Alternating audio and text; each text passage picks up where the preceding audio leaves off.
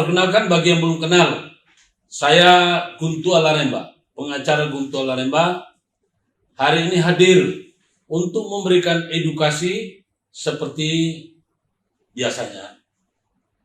Tapi kali ini mungkin lebih menjurus kepada dasar-dasar yang harus kita pahami.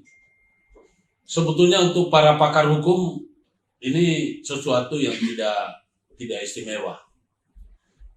Tapi kalau melihat daripada kenyataan di lapangan, ada baiknya kalau ini edukasi ini juga dicermati oleh rekan-rekan senior maupun para pakar. Karena selama ini kebanyakan kita ini pakarnya pakar bayaran. Sehingga keilmuan kurang menonjol karena siapa yang bayar itu yang dia bela. Nah, ini agak repot nih. Kalau sudah bicara masalah hukum, kita bicara masalah bayaran. Jadi bukan lagi keilmuan. Lain halnya kalau sedang dalam seminar biasa kita dapati. Tetapi kalau di dalam keterangan saksi ahli atau diminta pendapatnya, ada banyak kecenderungan para ahli hukum kita ini tidak objektif, tetapi mereka lebih cenderung berpihak pada siapa yang mengundang, siapa yang menghadirkan, dan siapa yang membiayai. Jadi sekali lagi saya akan memberikan namanya edukasi kepada kita semua dan pentingnya belajar hukum yang benar. Saudara sebangsa dan setanah air, video ini saya tujukan kepada siapa saja yang membutuhkan masukan. Di dalam ilmu hukum, tidak ada seorang pun yang bisa mengklaim bahwa dia ahli tanpa diuji keahliannya. Karena kalau di dalam ilmu hukum, begitu masuk di pengadilan, sehebat apapun dia seorang ahli, tetap pendapat hakim yang lebih penting. Kita bahkan sering mendengar atau sering menjumpai hakim itu apa yang disampaikan oleh saksi ahli tidak terlalu diperhatikan. Kenapa saya mengatakan bahwa pentingnya belajar hukum yang benar? Karena kita sebagai warga negara Indonesia yang berdasarkan negara hukum, sebagaimana amanat Undang-Undang Dasar 45, bab 1 pasal 1 ayat 3, negara Indonesia adalah negara hukum, maka sesungguhnya setiap warga negara itu wajib mengerti hukum. Kenapa? Karena segala aktivitas, transaksi, dan segala apa yang menjadi bagian dari kehidupan kita diatur berdasarkan hukum. Bahkan sekarang ini kalau kita mau jujur, ya, hanya kentut yang tidak diatur sama hukum, tapi semua diatur sama hukum. Ya, kita mau kencing saja, silakan ada toilet. Begitu kalau toiletnya keluar, membayar, hukum bayaran. Jadi tidak seperti di hutan. Di hutan silakan begitu kebelet, kamu boleh cari pinggir jalan.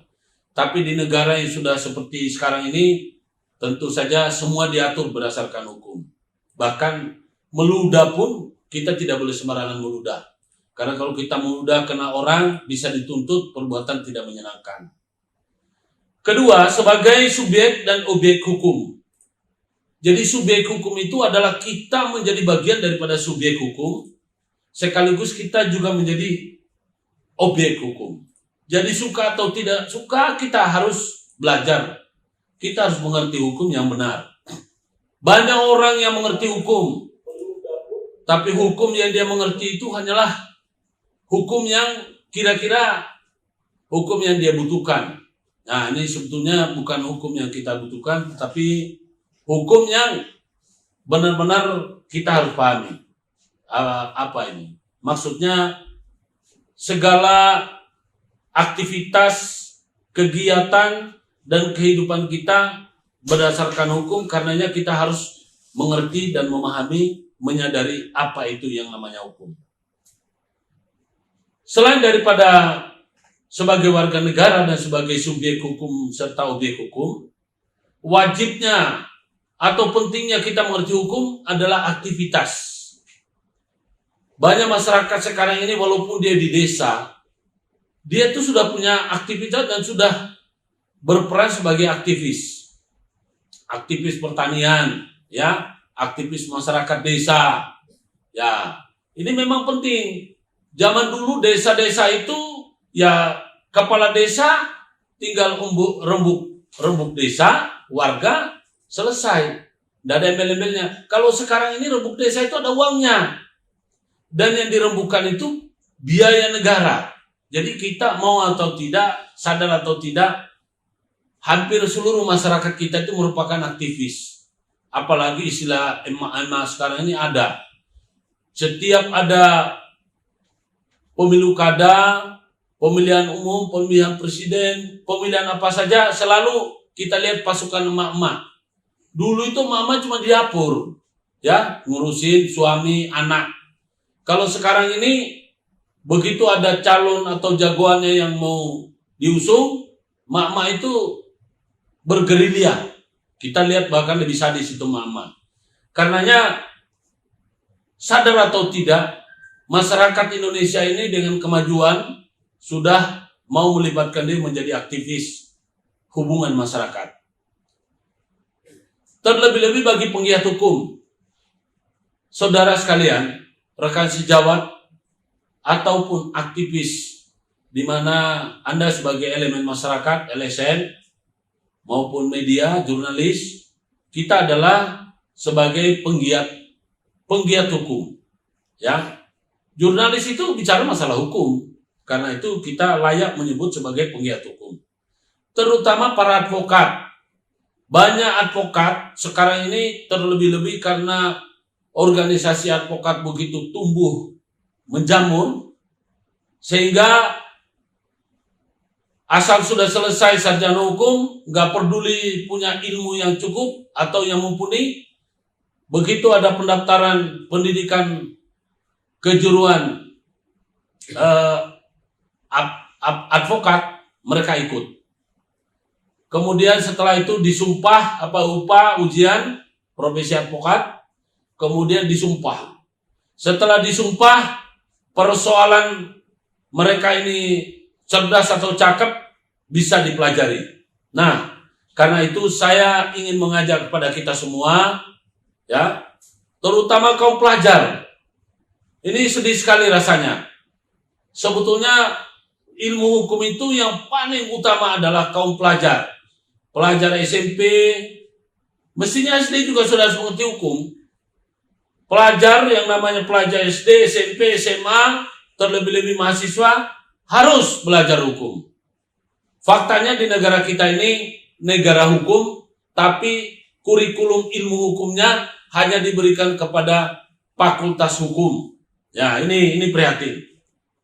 Nah, di dalam pengetahuan atau ilmu pengetahuan hukum yang harus dipelajari apa? Pertama-tama harus bisa membedakan yang namanya pidana dan perdata. Kalau pidana itu adalah hukum publik, perdata adalah hukum privat. Hukum publik itu adalah berlaku bagi siapa saja yang tidak harus ada hubungan hukum ketika terjadi sesuatu penyimpangan, yakni kejahatan dan pelanggaran, maka dia akan terkena sanksi. Salah satu contoh yang dibilang hukum publik, contoh membedakan hukum publik itu dengan privat apa? Hukum publik itu, misalnya kita sedang jalan-jalan, lalu kita tidak sengaja menendang batu mengenai orang. Orang ini tidak ada hubungan hukum dengan kita, tetapi orang tersebut cedera atau mengalami kecederaan, mau tidak mau itu sudah hukum publik berlaku. Ya, itu salah satu contoh. Kemudian orang sedang lewat di depan kita, lalu kita teriakin dia, maling, setan, anjing. Nah, itu sudah berlaku hukum publik. Itulah salah satu misal bahwa pidana itu tidak didasari adanya hubungan kenalan, teman, sepakat tidak. Nah, Kalau hukum privat adalah hukum yang memiliki latar belakang hubungan. Misalnya hubungan persaudaraan, hubungan kerjasama, atau hubungan karena ada perjanjian, hubungan karena ada transaksi jual beli, atau hubungan karena ada barter. Itu semua adalah privat, privat. Jadi bersifat privat itu sifatnya adalah antara orang dengan orang, ya. Itu hukum pidana dan perdata. Lalu hukum tata usaha negara. Hukum tata usaha negara adalah hukum yang diatur oleh tata usaha negara. Jadi misalnya kepala administrasi, kepala kantor ini adalah mereka merupakan tata usaha negara, ya. Jadi katun, ya, keputusan tata usaha negara atau keputusan pejabat negara itu adalah merupakan tata usaha negara. Jadi semua ketentuan, misalnya KTP, ya, atau misalnya SIM, sertifikat, atau dokumen-dokumen lain milik pemerintah, itu namanya domainnya tata usaha negara. Nah, tata usaha negara ini yang diadministrasi, yang dibukukan oleh negara menggunakan pejabat. Nah, pejabat itu adalah tata usaha negara. Ketika dia memutuskan yang bersifat administrasi, sifatnya mandiri, mengikat, ya, maka itu dianggap keputusan tata usaha negara. Siapa saja yang dibilang keputusan tata usaha negara? Ya, kepala desa, lurah, camat, bupati, wali kota, kepala dinas, kepala kantor, atau rektor. Ya, di mana saja, dan masih banyak lagi, menteri, ya, dirjen, itu semua adalah katun, ya, keputusan tata usaha negara, pejabat negara. Pejabat negara yang bersifat individu, ya, dan mengikat, itu namanya keputusan tata usaha negara. Lalu yang dipahami oleh masyarakat adalah konstitusi. Konstitusi itu bukan sekadar konstitusi, tapi adalah merupakan hak asasi kita. Sebagai warga negara Indonesia, kita memiliki hak, tapi kita juga ada kewajiban. Jadi diatur melalui Undang-Undang Dasar 45. Jadi konstitusi kita adalah Undang-Undang Dasar 45 dan Pancasila. Di sana diatur tentang hak-hak kita. Diatur tentang kewajiban negara kepada masyarakat. Nah, lalu batasan-batasan bagi masyarakat itu dituangkan dalam bentuk undang-undang lain. Karena hak asasi, konstitusi, Pancasila itu hanya mengatur hak masyarakat dan kewajiban negara. Nah, kemudian kewajiban masyarakat tentu diatur dalam bentuk undang-undang lain, ya. Jadi bukan dituangkan di dalam Undang-Undang Dasar 45, tapi dituangkan dalam bentuk undang-undang lain. Seperti kalau kita tahu namanya KUH Perdata, KUH Pidana, nah itulah yang mengatur masyarakat tentang hukum hukum agraria, hukum apa, itu diatur semuanya, ya. Nah, lalu yang ketiga, yang keempat adalah ruang lingkup berlakunya undang-undang. Ini penting untuk kita pelajari. Banyak sekali orang-orang yang belajar hukum, bahkan mengerti hukum, bukan cuma mengerti hukum, tapi ahli hukum. Tapi mereka tidak pernah membedakan, atau tidak mampu membedakan, atau tidak pernah mengajarkan kepada orang yang gak ngerti itu tentang ruang lingkup berlakunya undang-undang. Nah, pada kesempatan ini, kepada para profesor, doktor, ahli hukum, saya perlu memberitahukan, saya ini bukan doktor, saya ini cuma sarjana hukum S1, tapi saya menyadari bahwa yang namanya undang-undang itu ruang lingkup berlakunya ada di peradilan umum. Jadi sekali lagi, baik di kampus saya tidak pernah mendapatkan itu, pelajaran ataupun di dalam seminar, saya tidak pernah mendengar ada seorang profesor, guru besar yang mengatakan bahwa ruang lingkup berlakunya undang-undang itu ada di peradilan mendadak. Kayak kita cuma disuruh baca saja. Jadi ketahuilah kepada saudara-saudaraku, sebangsa setanah air dan rekan sejawat, kita nggak perlu takut hukum. Hukum itu memang mengatur tentang tata kehidupan manusia. Tetapi kita harus menyadari, kalau Anda sudah menyadari tentang ruang lingkup berlakunya undang-undang, maka Anda tidak akan pernah takut lagi terhadap kewenangan, ya. Karena sekarang ini sering kita jumpai ada penyimpangan, ada kriminalisasi, ada namanya kecurangan. Itu dari mana?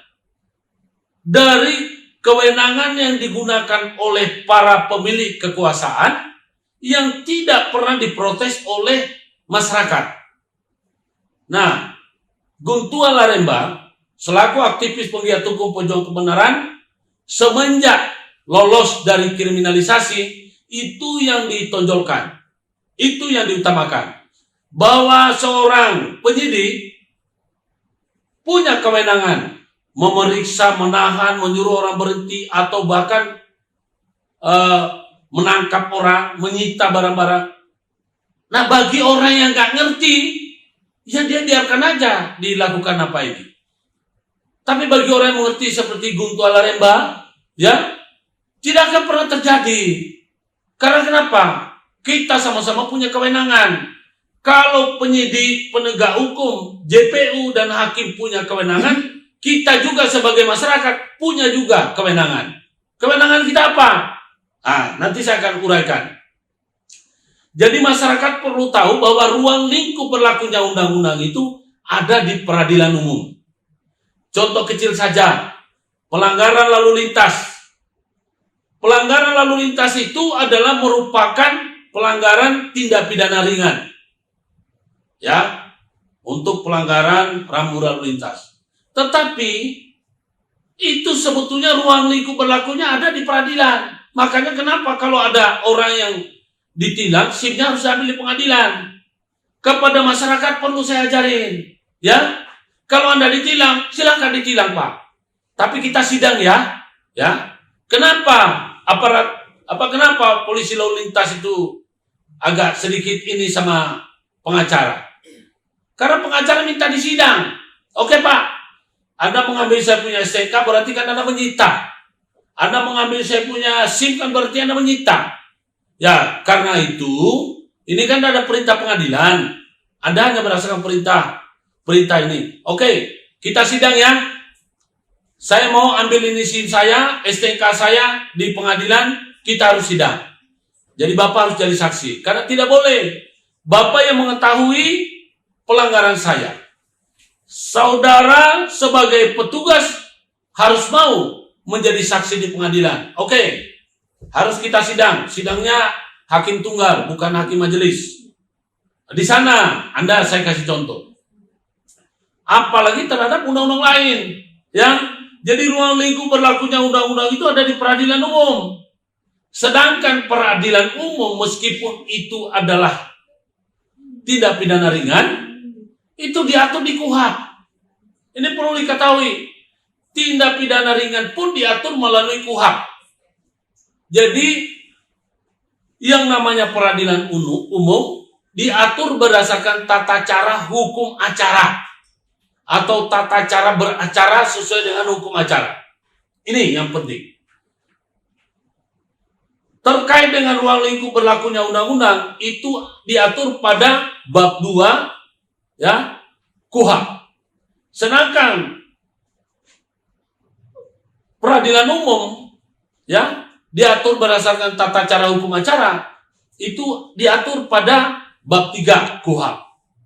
Nah, kemudian yang namanya penyidik itu apakah penyidik dari kepolisian atau penyidik dari pegawai negeri sipil namanya PPNS, itu melakukan berdasarkan ketentuan bab 4 ya KUHP.